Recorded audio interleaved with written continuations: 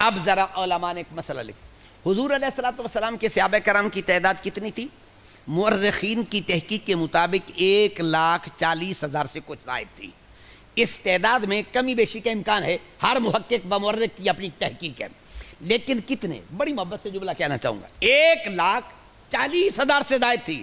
کتنے صحابہ ہیں جنہوں نے حضور کے چہرے انور کو دیکھا ہے؟ صحیح، جنہوں نے حضور کے چہرے انور کو بیان کیا، آپ کے جمال کو بیان کیا ہو؟ علماء کی تحقیق کے مطابق صرف 21 صحابہ ہیں جو حضور کے چہرے انور کو بیان کرتے ہیں۔ 1,40,000 میں سے کتنے صحابہ ہیں؟ 21 صحابہ بیان کرتے ہیں۔ محدثین فرماتے باقی کیوں نہیں بیان کرتے؟ کہتے اس لیے کسی نے دیکھا ہی نہیں، کیونکہ جب وہ نظریں اٹھا کر رخ مصطفیٰ کو دیکھتے تھے نا، جب رخ مصطفیٰ کو دیکھتے وہ تاب ہی نہیں لا سکتے تھے۔ بلکہ مجھے یاد ہے، خود 27 اللہ محفوظ رکھے، مدینہ شریف میں جب حاضری تھی نا، تو آپ نے دیکھا ہوگا جس وقت مواجہ شریف کے قریب سے گزرتے ہیں نا، ہر بندے کا ذوق ہوتا ہے، ہر بندے کا ایک شوق ہوتا ہے کہ میں ادھر دیکھوں، چونکہ تھوڑا سا سوراخ ہوتا ہے جس سے محبوب کے روضہ انور کی زیارت ہوتی ہے، پیارے ابوبکر کی۔ تو ظاہر ہے جس طرح آپ کو شوق تھا مجھے بھی شوق تھا۔ تو ایک دن میں گزر رہا تھا، تو ایسے نا میں دیکھ رہا تھا، تو مجھے ایک بزرگ تھوڑا سا آگے جا کے کہتے ہیں آپ کیا کرتے ہیں؟ ادھر دیکھتے ہیں۔ کہتے یہاں آنکھ اٹھا کے دیکھنا بھی ادب کے خلاف ہے۔ یقین جاری اس بندے نے جب مجھے کہا نا، بندہ تو سادہ سادہ لیکن بات بڑی کمال کی کہ تمہیں پتہ ہے یہاں نظر اٹھا کے دیکھنا یہ بھی ادب کے خلاف ہے۔ پھر اس کے بعد میں جب بھی وہاں سے گزرا نظریں جھکا کے گزرتا تھا، نظریں اٹھا کے نہیں دیکھا کرتا تھا۔ تو صحابہ میں سے 21 صحابہ ایسے ہیں، لیکن 21 نے بھی پیارے مصطفیٰ کریم علیہ السلام کا پورے چہرے انور کا کمال بیان نہیں کیا۔ یہی وجہ ہے سب سے زیادہ قریب تھے ابو بکر صدیق، فاروق اعظم، عثمان غنی، حیدر کرار، یہی تھے نا۔ تو اب ذرا کبھی وہ روایت پڑھ کے دیکھیں، جب آقا کریم علیہ السلام نے پیارے عمر اور پیارے علی پاک سے کہا تھا نا اویسے کرنی کے پاس جانا، تو اب اگرچہ یہ روایت درجہ صحت تک اعلیٰ میں نہیں پہنچتی ہے، لیکن فضائل کے اندر معتبر ہوتی۔ کیا کہا؟ حضرت اویسے کرنی نے پوچھا کہ ذرا یہ تو بتاؤ آقا کریم علیہ السلام کے یہ جو بھویں تھے نا، یہ آپس میں ملے ہوئے تھے یا درمیان میں فاصلہ بھی تھا؟ اویسے کرنی نے دیکھا تو نہیں ہے، گئے تو نہیں ہے، یہ ہر وقت قریب رہنے والے تھے، یہ سوچ میں پڑ گئے کیا بتائیں ملے ہوئے تھے یا نہیں۔ تو ویسے کرنی سے پوچھا، کہا میں بتاتا ہوں، جب دور سے دیکھتے نا یوں لگتا تھا آپس میں ملے ہوئے تھے، اور جب قریب سے دیکھتے تو یوں لگتا تھا تھوڑا سا فاصلہ تھا۔ تو فرمائے اتنے قریب رہنے والے یہ فاصلہ بھی نہیں دیکھ سکے، اس لیے حسن مصطفیٰ کے جلووں کو کائنات میں کوئی دیکھ ہی نہیں سکا۔ اس لیے میرے محبوب کی حقیقت کوئی نہیں جانتا، اگر جانتا ہے تو رب کائنات جانتا ہے۔ اس محبوب کی ایک صفت کو قرآن نے کہا وَإِنَّكَ لَعَلَىٰ خُلُقٍ عَظِيمٍ، میرا محبوب خلق عظیم کا پیکر بن گیا ہے۔ اب اس پہ میں ایک اپنے ذوق کا جملہ کہنا چاہتا ہوں، اگر غور فرمائیں گے تم۔ علماء تو یوں ارشاد فرماتے ہیں کہ قرآن پاک اول تا آخر میرے حضور کی تعریف ہے، کوئی شک نہیں اس میں ہمارا ایمان ہے، لیکن میں نے جب قرآن کا تھوڑا سا مطالعہ کیا تو مجھے یوں محسوس ہوا قرآن پاک میرے محبوب کی پوری شان نہیں بیان کرتا۔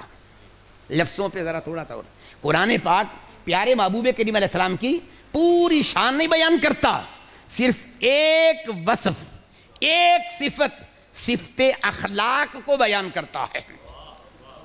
کس کو بیان کرتا ہے؟ ایک صفت، کس کو؟ صفت اخلاق کو بیان کرتا ہے۔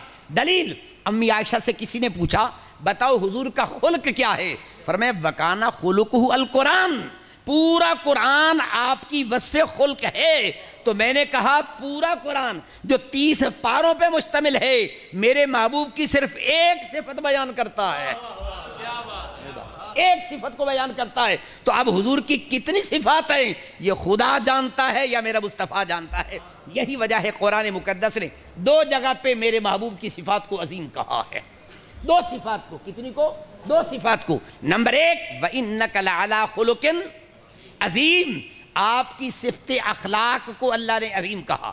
نمبر 2 فرمایا وَكَانَ وَعَلَّمَكَ مَا لَمْ تَكُنْ تَعْلَمْ وَكَانَ فَضْلُ اللَّهِ عَلَيْكَ عَظِيمًا۔ فرمایا میرے محبوب کی 2 صفات بڑی عظیم ہیں۔ نمبر 1 میرے مصطفیٰ کا خلق بھی عظیم ہے اور میرے مصطفیٰ کا علم بھی عظیم ہے۔ اب یہ عظمت کتنی ہوتی ہے اس بحث میں نہیں پڑھوں گا، نہ میں بیان کر سکتا ہوں۔ خلق عظیم، اب علماء نے فرمایا خلق کی 3 قسمیں ہوتی ہیں. کتنی ہوتی ہیں؟ ایک خلق حسن، ایک خلق کریم، ایک خلق عظیم. خلق حسن یہ ہوتا ہے اگر آپ پر کوئی بندہ زیادتی کرے اس کے بدلے میں اتنی زیادتی کر لو تو یہ جائز ہے.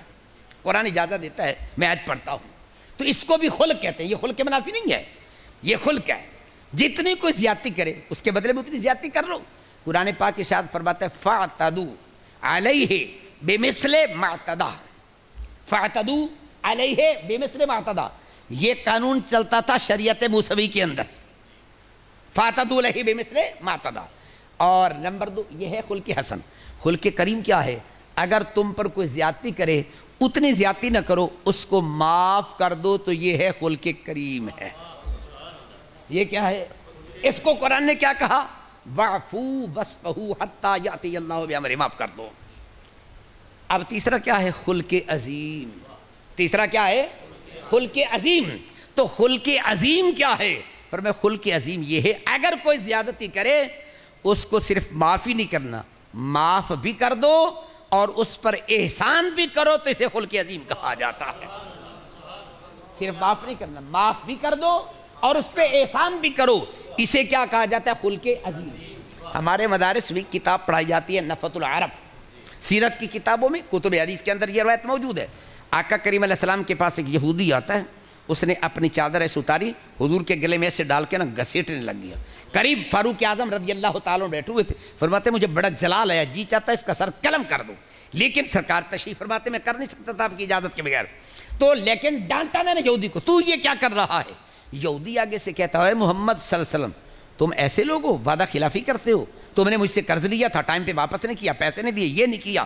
اب سخت لہجے میں باتیں بھی کر رہا تھا اور حضور کے گلے میں چادر بھی ڈال کے کھینچ رہا تھا. فاروق اعظم فرماتے میں بڑا سیکھ پا رہا تھا لیکن حضور تشریف فرماتے میں کہہ نہیں سکتا، تو میں نے اس کو ڈانٹا. تو سرکار فرماتے عمر مجھے تجھ سے یہ تو توقع نہیں تھی جو لہجے میں بات کر رہا ہے تو. عمر مجھے تجھ سے یہ توقع نہیں تھی کہ تو اس کو اس لہجے میں بات کرتا. کہ حضور یہ کر رہا ہے. فرمایا لہجے میں بات نہیں کرنی چاہیے تھے، تجھے چاہیے تھا تو مجھے کہتا یا رسول اللہ اگر آپ نے اس کا قرض دے دے تو دے دیتے، تو اس کو ڈانٹ رہا ہے تو میں نے کر دینا ہے. اب میرے آقا نے فرمایا عمر جاؤ، عمر جاؤ، اس کو قرض بھی اتنا ادا کر دو اور میری طرف سے اتنا اس کو انعام بھی عطا کر دو. یہ خلق عظیم. کیا کہا؟ اتنا جو قرض ہے یہ بھی دے دو اور اتنا میری طرف سے انعام بھی دے دو. اس نے چادر نکالی پھینک دی کہ یا رسول اللہ مجھے کلمہ پڑھا کے مسلمان کر دیجئے نا. سرکار فرماتے ہیں تو نے یہ کیا کیوں؟ حالانکہ ابھی تک حسب وعدہ جو تمہارا قرض لینے کا ٹائم تھا وہ پہنچا نہیں ہے، تو پہلے آ گیا ہے. لیکن حضور نے پیشانی پہ شکر نہیں ڈالے، ناراض نہیں ہوئے، غصے نہیں ہوئے، بلکہ پیار سے کہا جاؤ اس کو قرضہ بھی دے دو، اتار دو اور اس کو انعام بھی دے دو. کہا یا رسول اللہ میری مجبوری یہ تھی، میں نے انجیل میں پڑھا تھا آخر الزمان نبی کی ایک نشانی ہوگی، ان کا حلم ان کے علم پر غالب آئے گا. میں دیکھنا چاہتا تھا وہ حلم والی صفت آپ کے اندر موجود ہے یا نہیں، میں پریکٹیکل کرنا چاہتا تھا. جب میں نے آپ کے ساتھ یہ کیا، آپ نے پیشانی پہ شکن نہیں ڈالے، مجھے پتہ چل گیا اللہ کا نبی یہی جلوہ گر بیٹھا ہوا ہے. وَإِنَّكَ لَعَلَىٰ خُلُقٍ عَظِيمٍ. رب کائنات ارشاد فرماتا ہے کہ میرا محبوب خلق عظیم کا پیکر ہے. اور اگر میں گرامر کا تھوڑا سا سہارا لے لوں تو طلباء کا بہت تو نہیں ہے لیکن شاید ہو سکتا ہے میں سمجھانے میں کامیاب ہو. جو قرآن کا لفظ پتہ کیا ہے؟ اِنَّكَ لَعَلَىٰ خُلُقٍ عَظِيمٍ.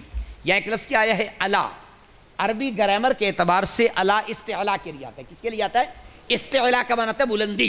جہاں علا آئے گا نا یہ آ کے بتائے گا کہ ایک چیز علا سے پہلے ہے اور ایک بعد میں ہے. اس کا مطلب ہوگا جو چیز علا سے پہلے ہے وہ ذرا اوپر ہوگی اور جو علا کے بعد ہے وہ ذرا نیچے ہوگی. اب معنی سمجھ آ جائے گا. پھر بارے دیگر ذہن میں رکھی، جو چیز علا سے پہلے ہے وہ فوق اوپر ہوگی اور جو علا کے بعد ہے وہ نیچے ہوگی. سادہ سی مثال دو. ایک بندہ لفظ بولتا ہے زیدن علی السطح، زید چھت پر ہے، تو مطلب کیا ہوگا؟ زید اوپر ہوگا، چھت اس کے قدموں کے نیچے ہوگی. یہ بات تو سمجھ آ جائے گی. زید چھت پر ہے تو مطلب کیا ہوگا؟ چھت نیچے زید اوپر. اب ذرا لفظ پہ غور کریں. قرآن کا لعلی خلق عظیم، میرا نبی خلق عظیم کا مالک نہیں، خلق عظیم پر ہے. مطلب کیا ہے؟ خلق نیچے ہے، میرا مصطفیٰ اس سے بھی کہیں اوپر ہے. خلق نیچے ہے، میرا مصطفیٰ اس سے بھی کہیں اونچا ہے۔ اسی لیے میرے حضور فرماتے ہیں میں تمہیں اخلاق سکھانے کے لیے اخلاق کا پیکر بھی بن کے آیا ہوں، لیکن آگے کیا فرمایا؟ انما بعثت لأتمم مکارم الاخلاق، میں اخلاق کو اخلاق کی بلندیوں تک پہنچانے کے لیے آیا ہوں۔ سارے نبی وصف اخلاق کے ساتھ متصف تھے، لیکن آمنہ کے لال کی ذات متصف نہیں ہے، اخلاق نیچے ہے، مصطفیٰ کی ذات اونچی ہوتی ہے۔ اس لیے آج ہم مسلمان اخلاق کو بھول گئے، آج ہمارا اخلاق کمزور ہو گیا۔ قیامت والے دن حضور نے ایک نسخہ بتایا، میرے قریب سب سے زیادہ کون شخص ہوگا؟ بتا دوں نسخہ آپ کو؟ یہ میں نہیں بتا رہا، میرے حضور کا فرمان ہے، آمنہ کے لال کا فرمان ہے۔ کوشش کریں گے عمل کرنے کی؟ کس کو شوق ہے قیامت کے دن حضور کے قریب ہو جائیں؟ ہاتھ نہیں کھڑے کرنے، دل سے ارادہ کی، چھوڑیے ان باتوں کو، بڑی محبت سے کہوں گا۔ اب نسخہ اگر کوئی دنیا کا ڈاکٹر بتا دے غلط ہو سکتا ہے، اگر کوئی طبیب بتا دے اس میں کمزوری آ سکتی ہے، ٹھیک بھی ہو سکتا ہے، غلط بھی۔ یہ نسخہ کس نے بنایا؟ آمنہ کے لال نے بتایا قسم سے۔